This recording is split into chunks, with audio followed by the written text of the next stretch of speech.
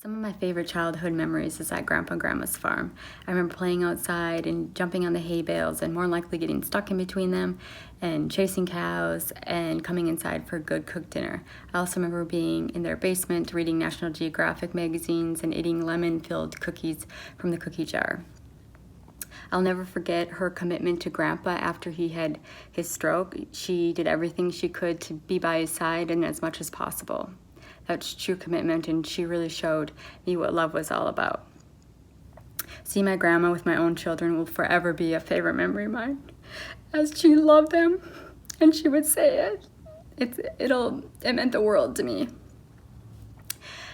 Thanks for the great memories and showing us what love is all about, Grandma. Love you. I love you, great grandma.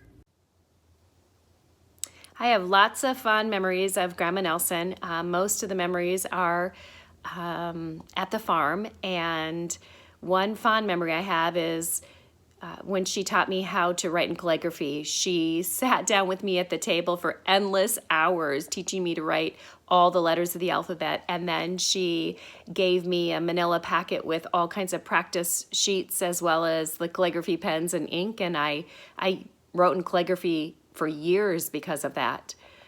Another memory I have is going through the photo drawer with Grandma. Actually, I would just go through the photo drawer while she was watching her soap operas, and I'd go through all the pictures, and they were just a random grouping of pictures of her family, and then newspaper clippings from the Thief River Falls Times. Anytime anybody was in the newspaper or even our name was in the newspaper, she clipped it and often gave it to me, so that was pretty cool. One of my greatest memories of Grandma is the way she connected with my kids. She always asked about them and was genuinely interested in what they were doing and their well-being. She was always worried about me driving by myself to Thief River Falls. Wanted to make sure I was okay driving by myself. She got nervous. The kids often talk about how Grandma sent them a card every single year with a little message in it, and their favorite part was the stick of double mint crusty old gum that would flake out right out of the card when they opened it up. And they said someday that they're going to pass that tradition on to their kids. So Grandma, thanks for making those traditions for us. We love you. It's hard to believe you're not here, but I know you're at peace, and I know you're watching down on us. Love you, Grandma. Hi, Grandma. I love you. So my fondest memory of Grandma Nelson would probably be the big Christmases we had at her house and playing in her basement with Chris and Brianna, running around and looking through her National Geographics. That's Evie, great-great-grandma. I have two favorite memories about Grandma Nelson. The first one is that she always gave the ultimate Minnesota goodbye. So when we would go and visit her in her apartment and talk with her, laugh with her, after we were leaving, she would hug us goodbye in her apartment, and then we'd go out to our car, and from the parking lot, we would always see her get out onto her patio and wave at us from her apartment patio. So that was always adorable to see. The other memory that always makes me laugh when I think about it is when we were playing Cards Against Humanity during Christmas, and she pretended like she couldn't hear what we were playing and what we were doing. She was off in the corner, but we looked over and she was laughing at all the prompts that we were giving. So that was pretty funny. I miss you, Grandma, and I love you always. I love you, great-grandma, great-grandma. Obituary. Please excuse my Norwegian accent.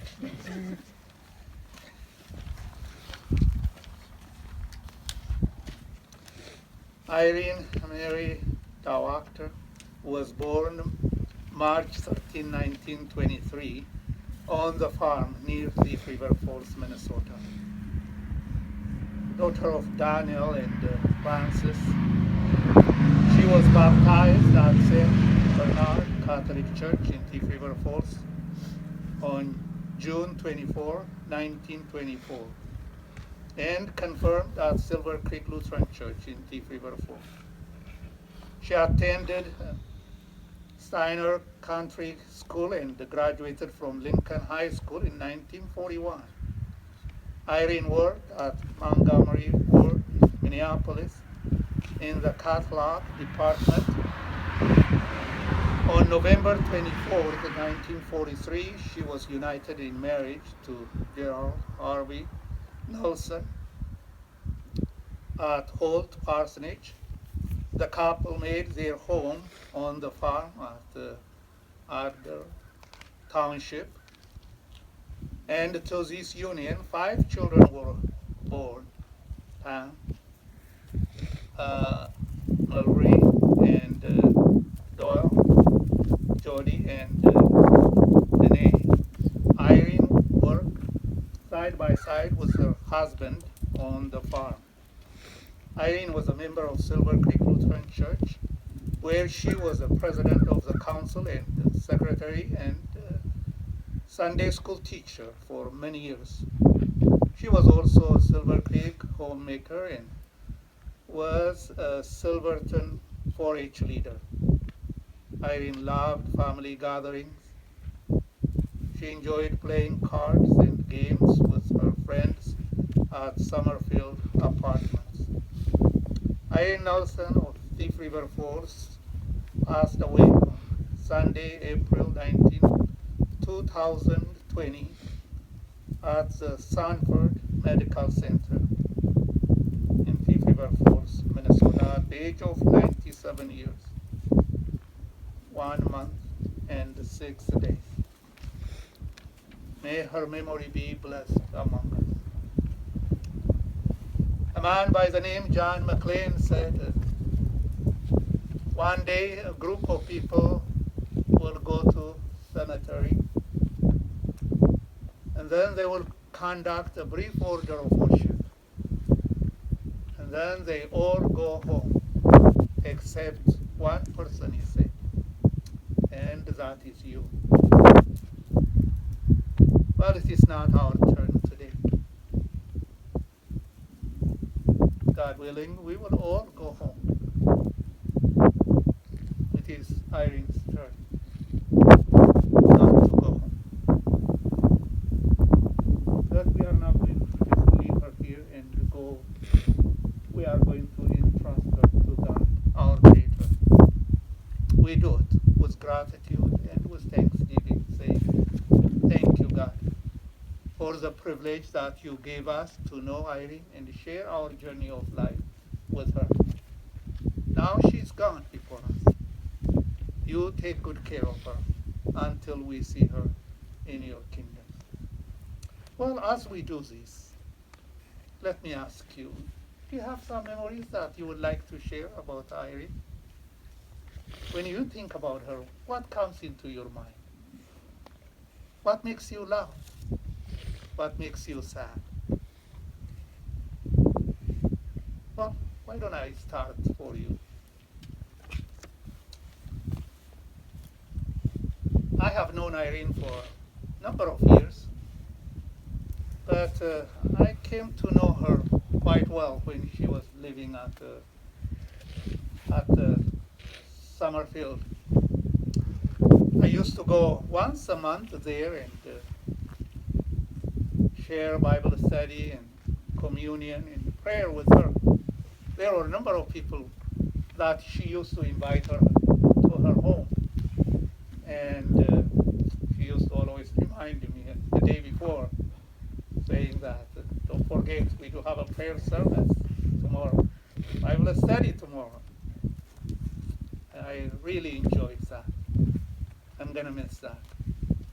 She was always very grateful for the prayers or the scripture reading or the communion we used to share. There is another time I remember about Irene. I believe she was celebrating her 95th year's anniversary, and I went to that anniversary with a card in my hand.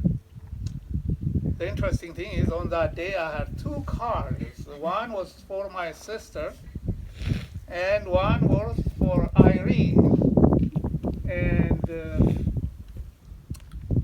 I was going to send one of the letter to my sister with $300 in it so she can send it back home to Ethiopia to my mother. But I made a mistake and I put it in Irene's birthday card. I still wonder how she reacted when she opened it and saw that card was $300.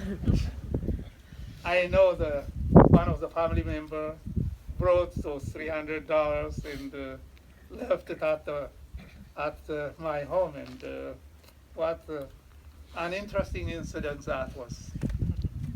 What do you remember? What about you? Would you like to share something with us? Or maybe you are a shy Norwegian.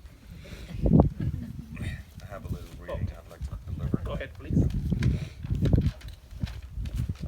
Thank you. So, it's all family here, so you all know that who I am. Irene's favorite son-in-law.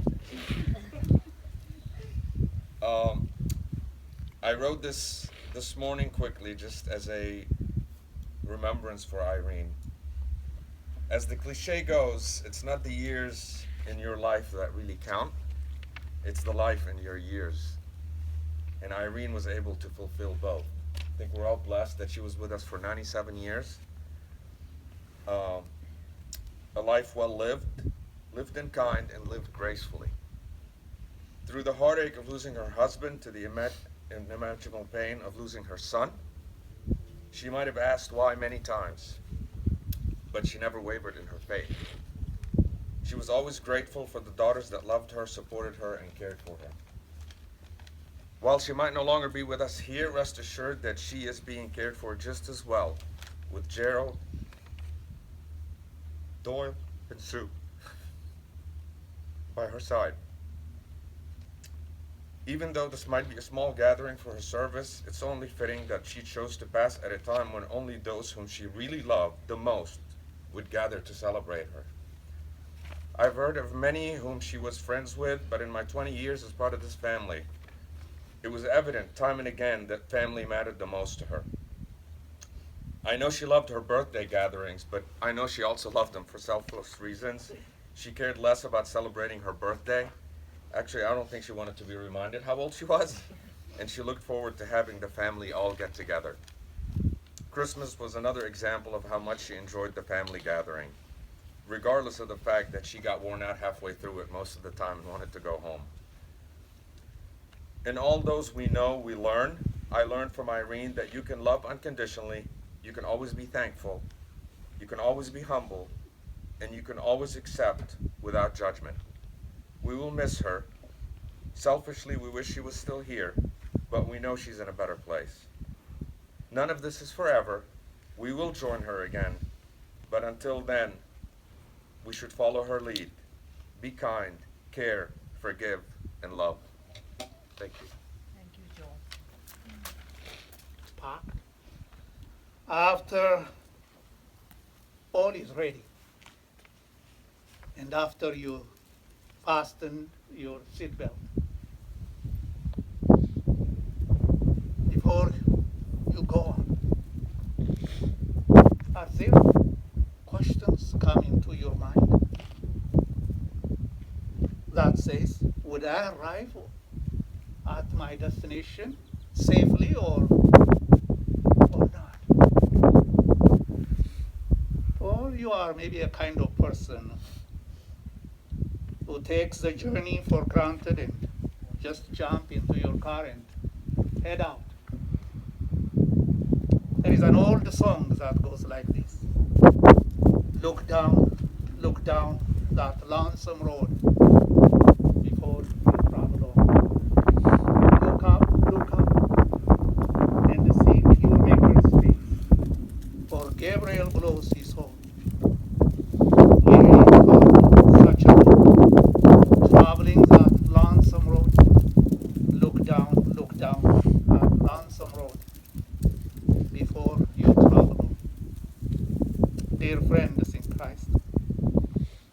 life is like a journey. And we are like travelers passing through this world to the next. There are many roads that we can take on our journey. Someone once asked a wise man, saying to him, from all the roads that you know, which one do you like?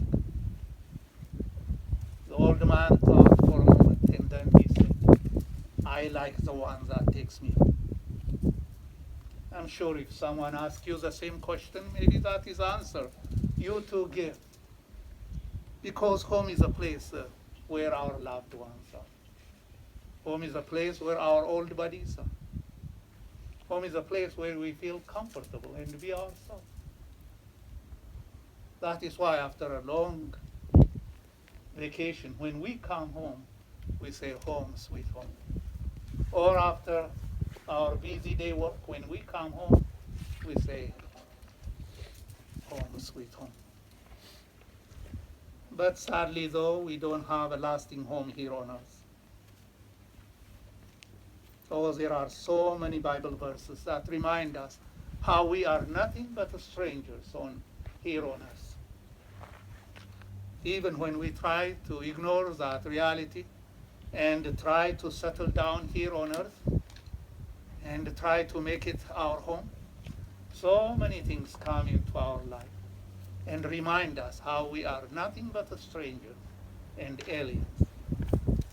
Things like illness, hunger, violence, war, old age, and so on.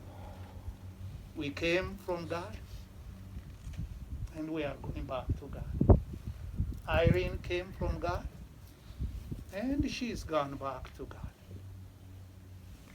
And we are here to say thank you to God who gave us the opportunity to know her. And also to remember her love, her spirit, her life, and to say thank you to God for those moments that we shared with her. You know, when Jesus told his disciples how he is not going to be with them much longer, they were very sad. Jesus saw that and he said to them, let not your believe in God, believe also. In my Father's house there are many rooms, and I'm going to prepare a place for you. And then I will come and I will take you to myself, he said. You know, that promise is not just for those disciples. It is for us too. It is for Irene too. She go to heaven not because she's good. We know she was a good lady. But because God is good. Not because she loved, not because she loved God very much, but because God loved her so much and sent his son to die for her sin. You know, if it was not for our son, if it was not for God's love, if it was not for what he did for us, we would have been lost. But thanks be to God, it is his unconditional love and his grace that will lead us to our eternal home. And it is to this loving God we are passing our sister Irene. As I say, trusting that one day we will see her on the other side. Not as an old lady, weak and proud, but as a young lady filled with strength and beauty. So until then, may the Lord bless and keep her. Amen. Now we will sing Amazing Grace.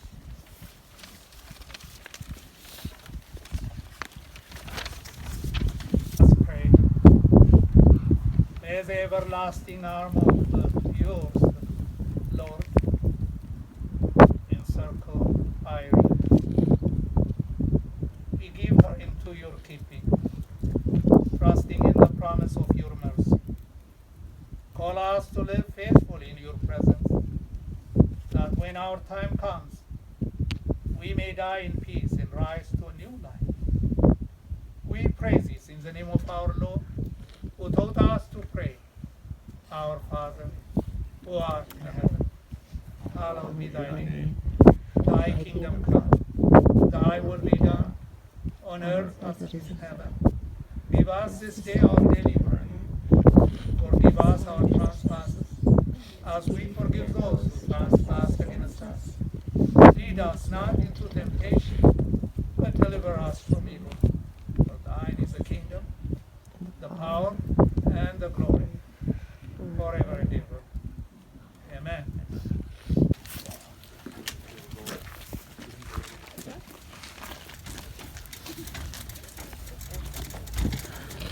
Everybody wants to come over, we'll have prayer.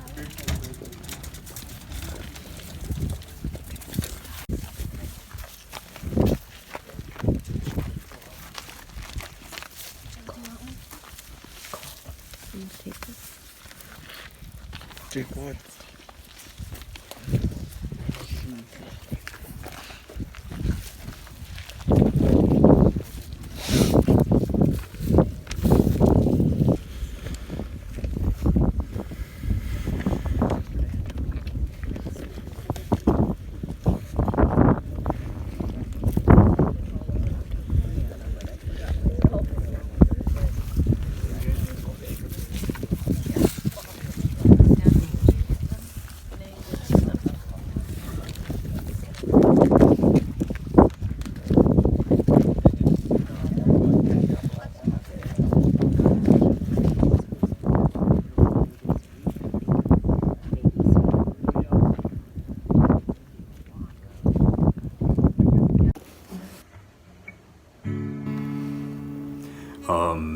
Amazing grace, how sweet the sound that saved a wretch like me.